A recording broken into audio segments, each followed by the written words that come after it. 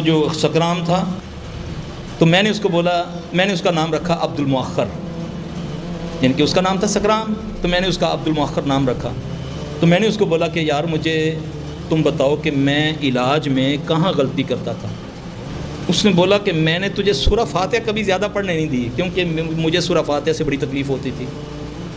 جب بھی تو سورہ فاتحہ شروع کرتا تھا تو ایک آدھ بار میں تمہیں یہاں تو وہ مارنا شروع کر دیتا، یا وہ لڑکی بیلٹ توڑ دیتی تھی تو وہ ہم پر جھمٹتا، ہم پر 14 بندے ہوتے تھے، اس کے گھر والے بھی، ہم بھی، تو وہ قابو نہیں آتی، بڑی چھوٹی ایک سی بچی ہوتی تھی اس جیسی بچے کی طرح۔ پھر دوسری اس نے بات کی، جب تم اللہم اجرنا من النار پڑھتا تھا، ہم پڑھتے ہیں نا، آپ صلی اللہ نے فرمایا کہ اس کو صبح شام 7 بار پڑھا کر لو، اللہم اجرنی من النار، جن بھی آگ سے ہے نا، تو اس کا میں تو قطعی یہ معنی نہیں کرتا کہ آخرتی آگ سے بچا، ہر قسم کی آگ سے اللہ تو محفوظ رکھا، جن بھی آگ